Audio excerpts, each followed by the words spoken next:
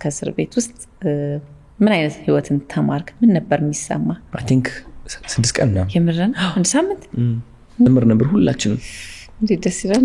ይቅርታን እንል ነበር እንለምን ነበር ምናምንና ደስ የሚል ሳምንት ነበር በጣም ወጥለም ካሁን ሆኜ ሳስብ የዛኔማ ከባድ ነበር በጊዜው ከባድ። አሁን ግን ጃኒ የጾም እንዴት ነው? ጾም አሪፍ ነው። በጣም ይከብዳል ወይስ? አረ ደስ ይላል። ፍላጎት የጨመረው በዚህ የአሁኑ አመት የመጾም ፍላጎት። አረ እባክሽ ምን አድ ማለት እንዴት እንደዛ ልትቻልሽ? ተጀመረ ኢንተርቪው ትላለህ እንጃ። በቃ ደስ ይላል። በቃ መጾም ደስ ይላል። ከቅዳሴ በጣም የምትወጂው ፓርት ምንድን ነው? እግዚኦ ማርነ ክርስቶስ እንዳትዪ አይ እንትን አሃዱ ብሎ ሲገባ። አረ እባክሽ እሱ ፓርቲ ኦኬ፣ እሱ ደስ ይልሻል? ሁላችንም እንቀያየማለን እንደ ሰው። ማንም ሰው ብፁዕ የለም፣ እናስመስላለን እንጂ ብፁዕ የሆነ ሰው እዚህ ዓለም ካለ እኔ በጣም ይቀርመኛል። እሱ በጣም ትልቅ ውሸታም ነው ማለት ነው። አንድ ሰው ጥሩ ከመሆኑ በፊት የሆነ ጊዜ መጥፎ ነበረ። የሆነ ጥሩ ሰው ደግሞ መጥፎም ይቀየራል።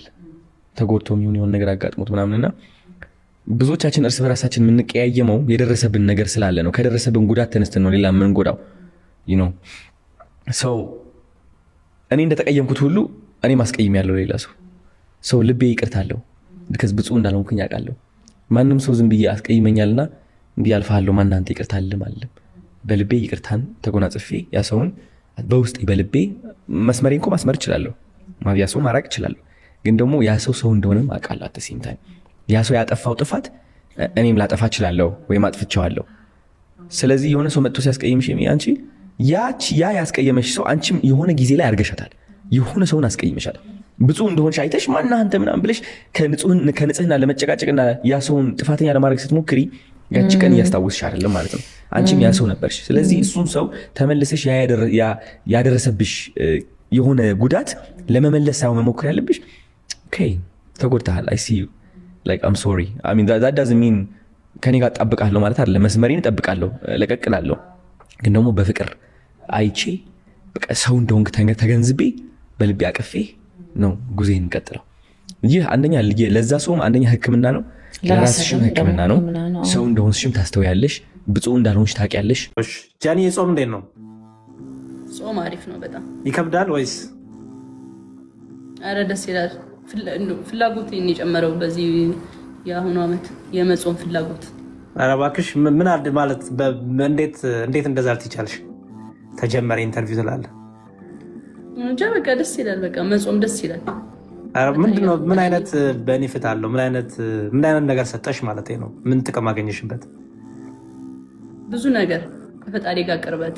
አንድ እጄን አውጥቼ እየቆጠርኩኝ ነው ባይዘው። አሁን ስራ ላይ ስለሆንኩ ፎቶ ስለሚታይ ነው እንጂ ታስቆጥረኛለሽ ወይ? ተበቃለሁ። ባጭሩ ጾሙ በጣም ደስ ይላል። አሁን ይሄ ወር በጣም ደስ ይያለኝ ጾም። ኦኬ ከባለፈው አመት በምን ይለያል ይሄ አመት ብዬ ነው። የባለፈው አመት ቢቢ ይለኛል፣ ኬርለስ ነኝ ምናምን ጀስት በቃ። አሁን ደግሞ ፐርፌክት፣ አሪፍ፣ በጣም አሪፍ ነው። በጣም ውስጥ ለራሱ ሰላም ይሰጣል አይደል? በጣም ያ ቤተክርስቲያን ቅዳሴ ምናምን እየሄድሽ ነው?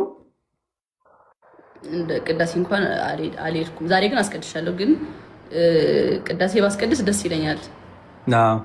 ሌሊት ውሃ ስለምጠጣ እንትን አለ። ኦኬ አሪፍ፣ በጣም ጥሩ፣ ችግር የለውም። እግዚአብሔር እንደሆነ የልብሽን ንጽህና እና ደግሞ የአቅምሽን ፍላጎትሽን ነው የሚያየውና በርቺ። አሪፍ ነገር ነው ጃንዬ። ከቅዳሴ በጣም የምትወጂው ፓርት ምንድን ነው? እግዚኦ ማርነ ክርስቶስ እንዳትዪ አይ እንትን አሃዱ ብሎ ሲገባ። አረ እባክሽ እሱ ፓርቲ ኦኬ፣ እሱ ደስ ይልሻል? በጣም አሪፍ። ኤርሚሻስ ምንድን ነው የምትወደው ከቅዳሴ ክፍል? አስቀድሽ እኮ አላውቅም። ኦኬ ግን በፊትም ስታስቀድስ ማለት ነው። ከቅዳሴ በጣም የምትወጂው ፓርት ምንድን ነው?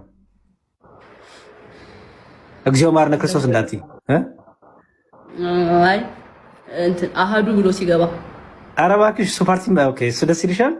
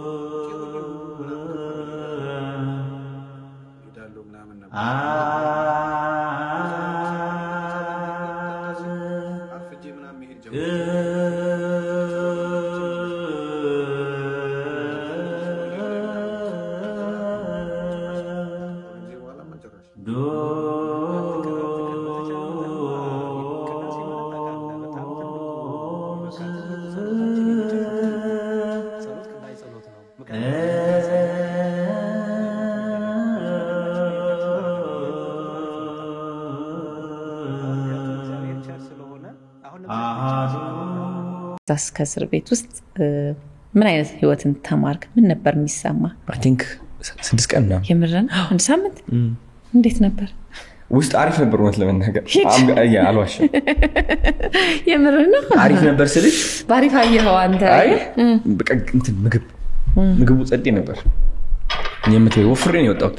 የምርህን ነው? አዎ ግን ቅጣቱ ሳይኮሎጂካል ነው which is እንድትማሪ ነው ውስጥሽ ሰው እንደሆንሽም ታስተውያለሽ ብፁዕ እንዳልሆንሽ ታውቂያለሽ ነገም አንተ ያንን ስተት ልትሰራ ትችላለህ በሆነ አጋጣሚ እና ያ ብዬ ነው በቃ ፐርፌክሽን እንደሌለ ማወቅ ማንም ሰው ብፁዕ መሆን እንደማይችል ማወቅ በጣም ማስተዋይ ልጅ ነህ በእውነት Thank you እግዚአብሔር ይባርክ ሌላ ምን ይባላል አሜን አሜን Thank you ሌላ በዚህ ሰዓት አቶ ትዝታው ሳሙኤል በ3 ወንጀሎች እንደተከሰሰና እንዲሁም ደግሞ ከሀገር እንዳይወጣ እገዳ እንደተጣለበትና የባንክ አካውንቱም እንደታገደ ተሰምተዋል። አቶ ትዝታውን በአሁን ሰዓት የቀረበበት ክስ እንግዲህ ድንግል ማርያምን ቅዱሳንን በመሳደብ ቅዱስ ታቦትን በማንቋሸሽ አባቶችን በመሳደብና የቤተ ክርስቲያኒቱ መጽሐፍትን በማብጠልጠል እና በሌሎችም ወንጀሎች ላይ ሲሆን የጥላቻና ሐሰተኛ መረጃ ስርጭትን ለመከላከል በወጣ ዋና አዋጅና በሌሎች ህጎች መሰረት ተደርጎ የተለያዩ ክሶች እንደቀረበበት ተሰምቷል።